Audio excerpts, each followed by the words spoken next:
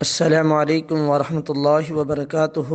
الحمد للہ رب العالمین والصلاة والسلام علی سید الانبیاء والمرسلین وعلی آلہ وصحبہ اجمعین، اما بعد۔ بھائی کا سوال ہے کہ عمرے کا مختصر طریقہ بتلا دیا جائے کہ عمرہ کیسے کیا جاتا ہے۔ تو پیارے بھائی، سب سے پہلی بات یہ ہے کہ جو انسان عمرہ کرنا چاہتا ہے، سب سے پہلے اسے اپنی نیت کو خالص کرنا ہوگا کہ اس عبادت سے میرا مالک مجھ سے راضی ہو جائے، میرا مالک میرے سابقہ گناہوں کو معاف کر دے۔ سب سے پہلی چیز ہے نیت کا خالص ہونا۔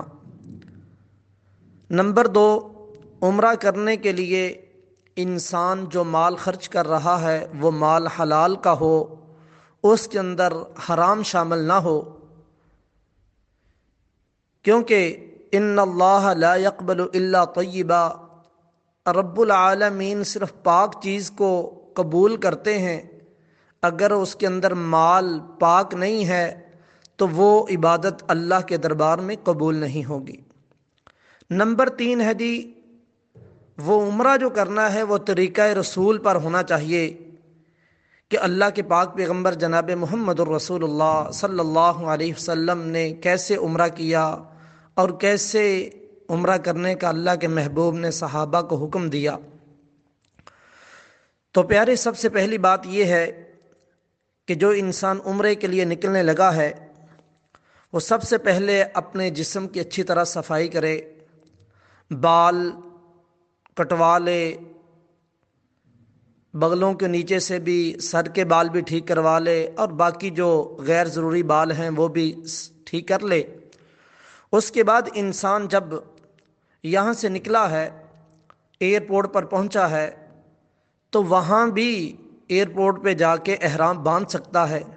اور احرام باندھنے کے لیے 2 چادریں ہوتی ہیں، سفید رنگ کی 2 چادریں، ایک ہی انسان نیچے پہن لے جیسے تہمت پہنتے ہیں، اور ایک اوپر لے لے جیسے عام سردی میں لوگ چادر اوپر لیتے ہیں۔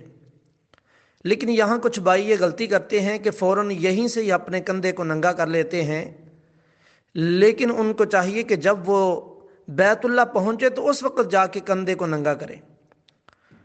تو جیسے ہی مرد نے 2 چادریں یہاں سے پہن لی ہیں اور وہ جہاد میں بیٹھ گیا ہے، اور عورتوں کے لیے کوئی خاص احرام کی پابندی نہیں ہے۔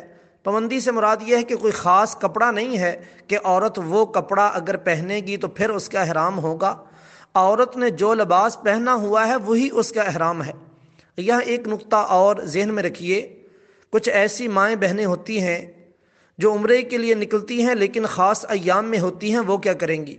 وہ اچھی طرح غسل کر کے اور وہ لنگوٹا کس لیں اور اپنا لباس صاف ستھرا پہن لیں، اور جیسے وہ جہاد میں بیٹھے جا رہے ہیں تو ہمارا جو میقات ہے وہ یلملم ہے، جہاں سے پاکستان انڈیا والے تلبیہ کہتے ہیں یا نیت کرتے ہیں، وہ یلملم ہے۔ جب انسان نے احرام کی نیت، احرام باندھ لیا ہے، عمرے کی نیت کرنے لگا ہے، اس سے پہلے انسان کے سر پہ بھی کوئی چیز نہیں ہونی چاہیے، جسم کے اوپر صرف 2 چادریں ہونی چاہیے، نیچے بھی کوئی چیز نہ پہنی ہو، یہ مرد کے لیے۔ لیکن عورت کے لیے جو اس نے لباس پہننا ہوا ہے وہی پہنے، اور نقاب اور دستانے وہ نہیں پہن سکتی۔ تو پھر جب انسان نیت کرتا ہے تو کہے اللہم لبیک عمرتن یا لبیک اللہم عمرتن، اے میرے مالک میں عمرے کے لیے حاضر ہو رہا ہوں۔ جب یہ کلمات کہنے ہیں تو اس کے بعد انسان، ایک اور چیز بھی ہے جو درمیان میں تھوڑی سی رہ گئی ہے، کہ انسان نے جب غسل کیا ہے، نہایا ہے، اپنے جسم کو پاک کیا ہے، تو احرام باندھنے سے پہلے اپنے جسم کو خوشبو لگا سکتا ہے۔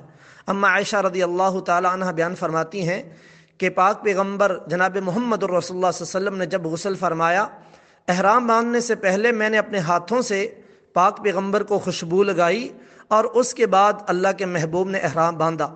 یعنی جسم کو بندہ خوشبو لگا سکتا ہے، احرام کو خوشبو نہیں لگا سکتا۔ ہاں اگر جسم کو لگائی ہے اس کے بعد اگر احرام باندھا ہے اس کو لگ گئی تو انشاءاللہ کوئی حرج نہیں ہے۔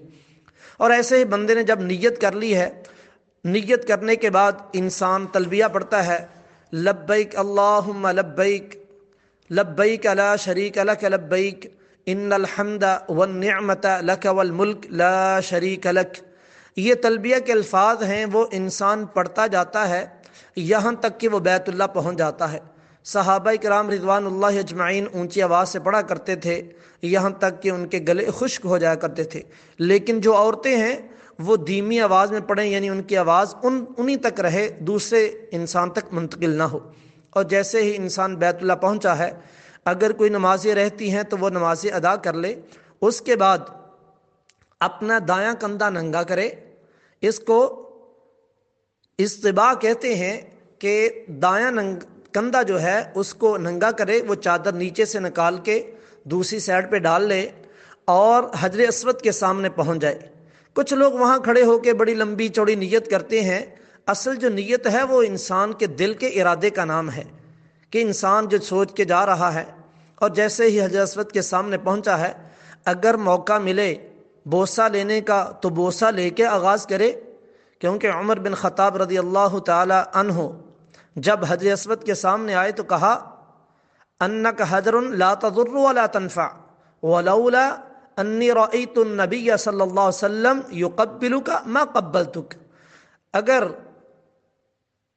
ए पत्थर, तू ना ही नफ़े नुकसान का मालिक है, अगर मैंने अपने पाक पैगंबर को तुझे बोसा देते हुए ना देखा होता तो मैं कभी भी तुझको बोसा ना देता। तो बोसा देना हजर अस्वद को ये सुन्नत से साबित है। हाँ, लेकिन बाज़ दफ़ा रश इतना होता है, क्योंकि किसी मुसलमान भाई को तकलीफ़ देना हराम है, तो बेहतर यह है कि अगर आसानी सा मौका मिल जाए तो ठीक है, वरना दूर से बंदा अपने हाथ का इशारा कर ले। बाद भाई वहाँ एक गलती करते हैं कि अपने हाथ का इशारा, दोनों हाथ उठाते हैं, औरतें भी मर्द भी, फिर उन दोनों हाथों को चूमते हैं। हाँ, अगर आपका हाथ हजर अस्वद को लग गया है तो फिर अपने हाथ को चूमें, वरना हाथ को चूमने की ज़रूरत नहीं है। दाएं हाथ से आप इशारा करें, दोनों हाथों से नहीं, सिर्फ दाएं हाथ से। पहला जब आगाज़ करना है आपने तो कहना है बिस्मिल्लाह अल्लाहु अकबर कह के आप वहाँ से आगाज़ कर लें, और जो दुआएं दिल में आती हैं वो पढ़ें।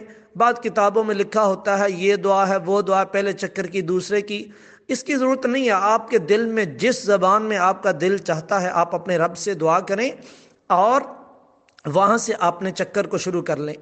और अल्लाह के पाक पैगंबर ने फरमाया जो पहले 3 चक्कर हैं उसके अंदर रमल करना है, यानी थोड़ा सा तेज़ से चलना है। अगर रश है तो इंसान अपनी कैफियत ऐसी कर ले कि जैसे बड़ा यानी कि दबदबे के साथ इंसान चल रहा है। तो फरमाया पहले 3 चक्कर में जो है वो रमल करना है, इंसान थोड़ा सा तेज़ चले, औरतें आराम से चलें। और जैसे ही इंसान चलता जा रहा है और हजर अस्वद से पहले जो कोना आता है वो रुकने यमानी है। रुकने यमानी में भी एक पत्थर लगा है, उसको हाथ लगाना, मस करना सुन्नत से साबित है। और ये बात याद रखिएगा कि रूह ज़मीन के ऊपर अगर किसी चीज़ को बोसा देना या हाथ लगाना सवाब का काम है तो वो सिर्फ बैतुल्लाह के 2 कोने हैं, एक हजर अस्वद है और दूसरा रुकने यमानी है।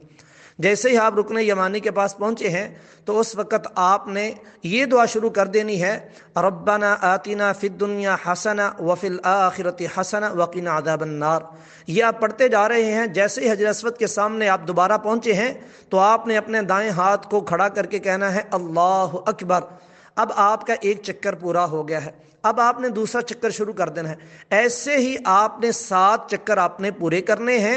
जब 7वीं दफ़ा आप हजर अस्वद के सामने पहुँचे हैं उसके बाद वहाँ से दाईं साइड पे आप देखेंगे मुकाम इब्राहीम है, वो एक छोटा सा ग्लोब सा बना है, उसके अंदर एक पत्थर है जिस पे इब्राहीम अलैहिस्सलातु वस्सलाम ने खड़े होकर बैतुल्लाह को तमीर किया था और उनके पाँव के निशान आज भी मौजूद हैं।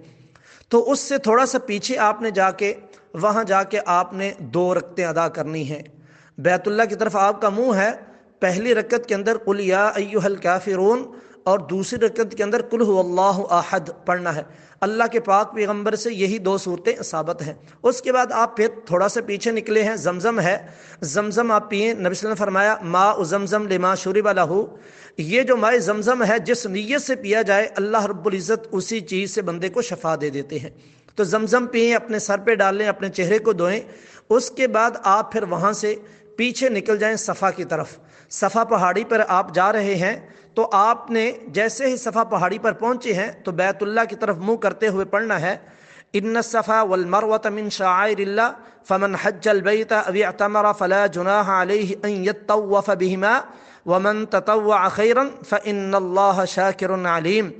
یہ جو قرآن کی آیات ہے اس کی آپ نے تلاوت کرنی ہے، اور اس کے ساتھ یہ جو دعا ہے اللہ کے پاک پیغمبر نے یہ پڑھی تھی، لا الہ الا اللہ وحدہ لا شریک لہ لہ الملک ولہ الحمد وہو علی کل شیء قدیر، لا الہ الا اللہ وحدہ صدق وعدہ ونصر عبدہ وہزم الاحزاب وحدہ۔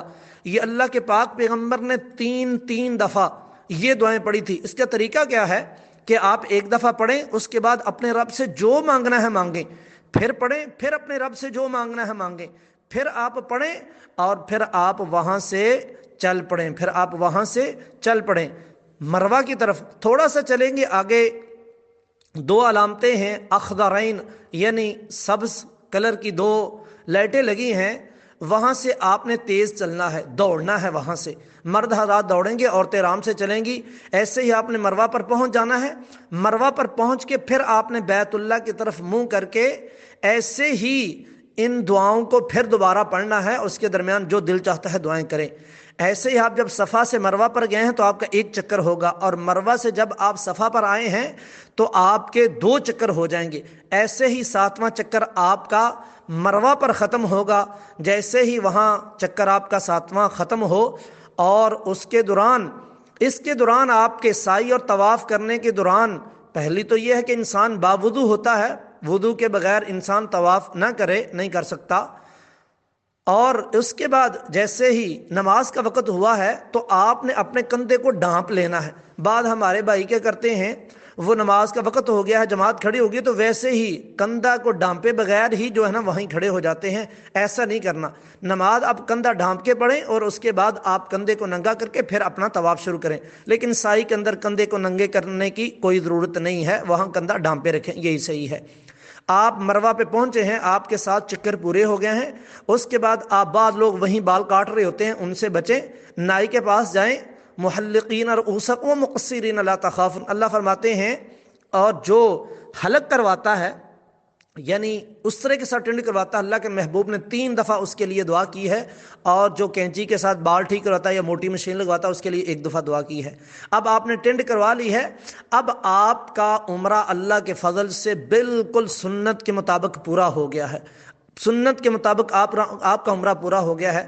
اس کے بعد آپ نہائیں، کپڑے تبدیل کریں، خوشبو لگائیں، اور ایک اور بات یاد رکھیے گا، کیونکہ یہ ساری باتیں جو ہیں بڑی ڈیٹیل سے بتانا بڑا مشکل ہو جاتا ہے، لیکن یہ یاد رکھیے گا جو ہماری مائیں بہنیں خاص ایام میں ہیں انہوں نے تو اچھی طرح غسل کر کے لنگوٹا کس لیا تھا، لیکن نیت بھی انہوں نے کر لی ہے، جیسے ہی بیت اللہ پہنچی ہیں تو وہ وہاں ہوٹل میں ٹھہری رہیں یا وہاں مسجد کے قریب جائیں، باہر جا کر بیٹھ جائیں، اندر نہیں جا سکتی، لیکن جب وہ پاک ہو جائیں اس وقت پھر اپنے ہوٹل سے غسل کریں اور جا کے وہ جناب اپنا طواف بھی کریں اور سعی بھی کریں، طواف بھی کریں، سعی کریں، اور بال آخر سے پکڑ کے صرف 1 پورا آخر سے جا کے بال کاٹ دیں، یہ ان کا عمرہ مکمل ہوگا۔ تو اس کے دوران جو پابندیاں احرام کی ہیں وہ خاص ایام کے اندر ہیں، بیت اللہ میں ٹھہری ہیں، لیکن جو احرام کی پابندیاں ہیں وہ ان پہ لاگو رہیں گی۔ یہ ان چیزوں کا خیال رکھنا ہے کہ احرام کی پابندیاں اس کے اوپر لاگو رہیں گی۔ جب پاک ہوں تو پھر وہاں غسل کریں اور جا کے بیت اللہ کا طواف کریں، اور اس کے بعد جا کے سعی کریں، سعی کرنے کے بعد پھر اپنے آخر سے بال پکڑ کے 1 پورا وہ کاٹ دیں، یہ ان کا عمرہ مکمل ہو گیا ہے۔ اور یہی پاک پیغمبر جناب محمد رسول اللہ صلی اللہ علیہ وسلم کا طریقہ کار تھا، صحابیات کا بھی یہی طریقہ کار تھا، اور یہی وہ عمرہ ہے جو اللہ رب العزت کے قریب انشاءاللہ قبول ہوگا، مقبول ہوگا، اور اس کے بعد انسان بیت اللہ میں رہے، کثرت سے طواف کرے، اسی میں ہی اجر ہے۔ اللہ رب العزت ہمیں سنت کے مطابق عمرے کو ادا کرنے اور ہر انسان کو اپنے گھر کی زیارت اللہ رب العزت نصیب فرمائے۔ ھذا ما عندی واللہ اعلم۔ السلام علیکم ورحمۃ اللہ۔